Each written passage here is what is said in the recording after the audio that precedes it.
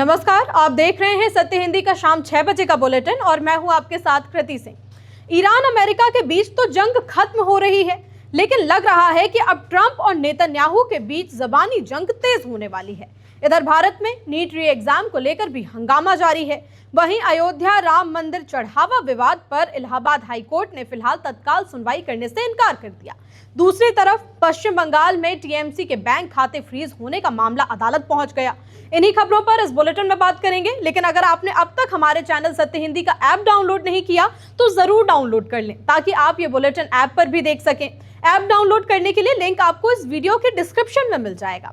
तो आइए रुक कर लेते हैं शाम की 5 बड़ी खबरों का। नेतन्याहू ने ट्रंप के दावों को किया खारिज, बोले इस्राइल अपने फैसले खुद लेता है। ब्रिटेन के पीएम कीर स्टारमर ने अचानक दिया इस्तीफा, अपनी पार्टी से ही नहीं मिला समर्थन। राम मंदिर चढ़ावा विवाद पर हाईकोर्ट ने तुरंत सुनवाई से किया इनकार। बैंक खाते फ्रीज होने पर टीएमसी पहुंची हाईकोर्ट, तुरंत राहत नहीं मिली। लखनऊ के कोचिंग और गेमिंग सेंटर में भीषण आग, 4 मौतों की आशंका। इस्राइल के प्रधानमंत्री बेंजामिन नेतन्याहू ने उन दावों को खारिज कर दिया है जिनमें ट्रंप ने कहा था कि नेतन्याहू वही करेंगे जो मैं चाहूंगा। यरूशलेम न्यूज सिंडिकेट के एक अंतर्राष्ट्रीय कार्यक्रम में बोलते हुए नेतन्याहू ने साफ कहा कि इस्राइल और अमेरिका दोनों ही स्वतंत्र और संप्रभु देश हैं और दोनों के नेता अपने अपने राष्ट्रीय हितों के अनुसार फैसले लेते हैं। नेतन्याहू ने कहा कि कई बार दोनों देशों के विचार मिलते हैं, लेकिन कई बार मतभेद भी होते हैं। हालांकि इसके बावजूद आपसी सम्मान बना रहता है।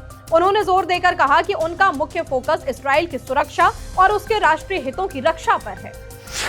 ट्रंप ने एक बार फिर से इटली और नाटो सहयोगियों पर निशाना साधते हुए आरोप लगाया कि अमेरिका वर्षों से उनकी सुरक्षा की जिम्मेदारी उठाता आया है, लेकिन जब अमेरिका को सहयोग की जरूरत पड़ी तो ये देश पीछे हट जाते हैं। खास तौर पर ईरान के परमाणु कार्यक्रम को लेकर ट्रंप ने इटली की प्रधानमंत्री जॉर्जिया मेलोनी की आलोचना की है। ट्रंप ने अपने सोशल मीडिया प्लेटफॉर्म एक्स पर लिखा कि अमेरिका ने नाटो और अपने सहयोगियों की सुरक्षा पर खरबों डॉलर खर्च किए हैं, लेकिन इसके बावजूद इटली और उसकी प्रधानमंत्री ईरान से जुड़े गंभीर परमाणु खतरे के खिलाफ अमेरिका के साथ खड़े होने को तैयार नहीं है। उन्होंने कहा कि दशकों से अमेरिका और अपने सहयोगियों की रक्षा करता रहा, लेकिन जब दुनिया की सुरक्षा की बात आती है तो यही सहयोगी अमेरिका का साथ देने में हिचकिचा जाते हैं। ब्रिटेन के प्रधानमंत्री कीर स्टारमर ने अचानक अपने पद से इस्तीफा दे दिया है।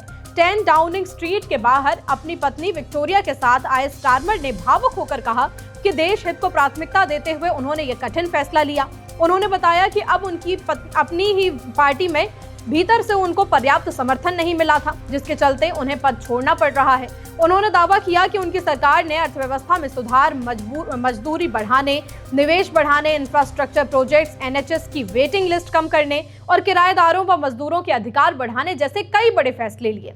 लेकिन इन दावों के बावजूद पिछले कई महीनों से उन पर दबाव लगातार बढ़ता जा रहा था। पार्टी के भीतर असंतोष खुलकर सामने आने लगा था और 100 से ज्यादा सांसदों ने उन्हें पद छोड़ने या स्पष्ट टाइमलाइन देने की मांग कर दी थी। स्थिति तब और ज्यादा बिगड़ गई जब लेबर पार्टी के अंदर नेतृत्व को लेकर खुली चुनौती सामने आई। अब पार्टी ने नए नेता के चुनाव की प्रक्रिया शुरू करने की तैयारी कर ली है। नीट री एग्जाम के बाद कई ऐसे मामले सामने आए जहां कुछ मिनट की देरी ने छात्रों का पूरा साल दांव पर लगा दिया। एनटीए ने पेपर लीक से बचने के लिए बेहद सख्ती बरती, लेकिन सख्ती के बीच कई छात्रों की मुश्किलें सामने आ गईं। परीक्षा केंद्रों के गेट 1:30 बजे बंद कर दिए गए और जो छात्र 1-2 मिनट भी देर से पहुंचे उन्हें अंदर जाने की अनुमति नहीं मिली। सोशल मीडिया पर ऐसे कई वीडियो वायरल हो रहे हैं जहां पर छात्र बारिश, ट्रैफिक, गाड़ी खराब होने या केंद्र की गलत जानकारी जैसी वजहों से देर से पहुंचे और परीक्षा से बाहर हो गए। मध्य प्रदेश के विदिशा में एक छात्रा बारिश और बाइक पंचर के कारण 2 मिनट देर से पहुंची, जहां पहले उसे अंदर जाने से रोक दिया गया। बाद में अनुमति तो मिली, लेकिन बायोमेट्रिक पूरा ना होने के कारण वो परीक्षा नहीं दे सकी। इसी तरह तेलंगाना के जगतियाल में एक मां को अपनी बेटी के अंदर भेजने के लिए गेट पर गिड़गिड़ाते हुए देखा गया। बेंगलुरु, भोपाल और मुंबई जैसे शहरों में भी ऐसे ही मामले सामने आए जहां छात्र अंतिम समय सीमा चूकने की वजह से परीक्षा नहीं दे पाए। अयोध्या राम मंदिर में चढ़ावा विवाद में जांच की मांग वाली याचिका पर इलाहाबाद हाईकोर्ट की लखनऊ बेंच ने तत्काल सुनवाई करने से मना कर दिया। कोर्ट ने साफ कहा कि इस मामले में तुरंत सुनवाई की कोई जरूरत नहीं है, क्योंकि पहले से ही बड़ी संख्या में केस लंबित हैं और प्रक्रिया के अनुसार ही सुनवाई होगी। याचिकाकर्ता मोहित अशोक ने अपनी याचिका में आरोप लगाया था कि राम मंदिर में आने वाले दान और चढ़ावे के प्रबंधन में गड़बड़ियां हो सकती हैं और इसकी स्वतंत्र जांच कराई जानी चाहिए। उन्होंने ये भी मांग की थी कि इस पूरे मामले का ऑडिट सीएजी से कराया जाए ताकि पारदर्शिता सुनिश्चित हो सके। सुनवाई के दौरान अवकाश पीठ ने ये भी मौखिक टिप्पणी की कि उत्तर प्रदेश सरकार पहले ही इस मामले पर संज्ञान ले चुकी है, इसलिए इस समय तत्काल हस्तक्षेप की बिल्कुल जरूरत नहीं बनती। कोर्ट में ये याचिका फ्रेश केसों की सूची में 392 नंबर पर थी। बुलेटिन में आगे अभी और भी खबरें हैं। बैंक खाते फ्रीज मामले पर हाईकोर्ट पहुंची टीएमसी। महाराष्ट्र में सियासी घमासान तेज, शिंदे ठाकरे में तीखी जंग। लखनऊ के एक कोचिंग सेंटर में लगी भीषण आग। अमोनिया गैस रिसाव से 5 महिलाओं की दर्दनाक मौत। पश्चिम बंगाल में टीएमसी ने अपने बैंक खातों को फ्रीज किए जाने के खिलाफ कलकत्ता हाईकोर्ट का दरवाजा खटखटाया है। हालांकि कोर्ट ने इस मामले में तत्काल सुनवाई करने से मना कर दिया। ये पूरा विवाद तब शुरू हुआ जब रिपोर्ट्स के मुताबिक टीएमसी से जुड़े 3 एचडीएफसी बैंक खातों को, जिनमें लगभग 440 करोड़ रुपए जमा थे, फ्रीज कर दिए गए। मामला तब और ज्यादा गंभीर हो गया जब पार्टी के पूर्व खेल मंत्री और कथित तौर पर कोषाध्यक्ष अरूप विश्वास ने बैंक को पत्र लिखकर सभी खातों को तुरंत फ्रीज करने की मांग की। अपने पत्र में उन्होंने दावा किया कि पार्टी के भीतर एक बागी गुट संगठन के वित्तीय संसाधनों पर नियंत्रण करने की कोशिश कर रहा है, इसलिए जब तक विवाद सुलझ नहीं जाता सभी लेन देन रोके जाने चाहिए। अब इसी पर हाईकोर्ट ने सुनवाई करने से अभी मना कर दिया है। शिवसेना यूबीटी के बागी सांसद एकनाथ शिंदे के आवास पर शिंदे के साथ अहम बैठक कर रहे हैं, जिसमें उद्धव ठाकरे गुट के सांसद ओमराजे निंबालकर समेत कुल 6 बागी सांसदों के पहुंचने की खबर है।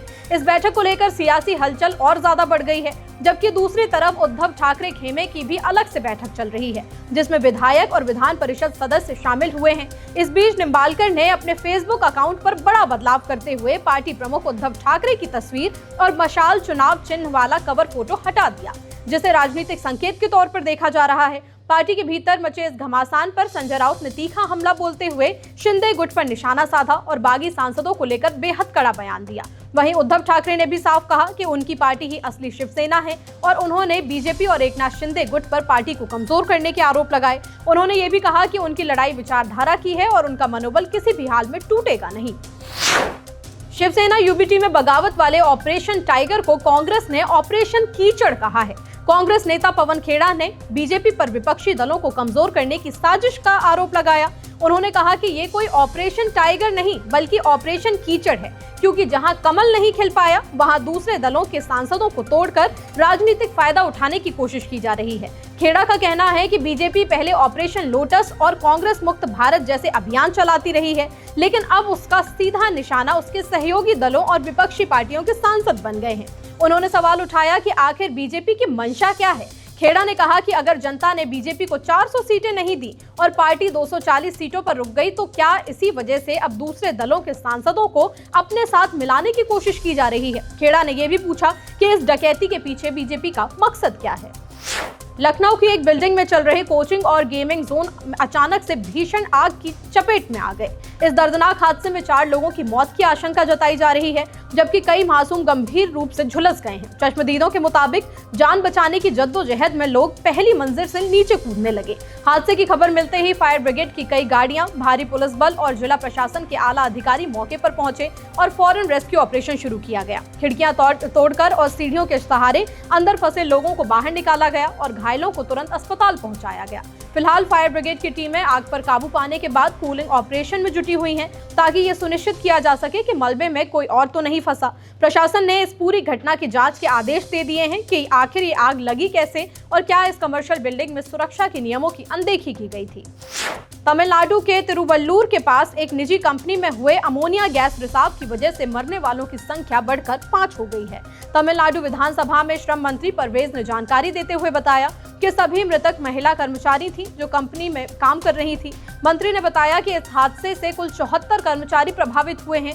इनमें से 42 लोगों की हालत बहुत ज्यादा गंभीर है, जिसकी वजह से उन्हें सरकारी और निजी अस्पतालों में आईसीयू में भर्ती कराया गया है। डॉक्टरों की टीम लगातार मरीजों की निगरानी कर रही है और प्रभावित कर्मचारियों का इलाज जारी है। हादसे के बाद पूरे इलाके में चिंता और तनाव का माहौल बना हुआ है। फिलहाल शाम 6 बजे के बुलेटिन में इतना ही। रात 8 बजे फिर होगी मुलाकात नई खबरों के साथ। तब तक के लिए नमस्कार।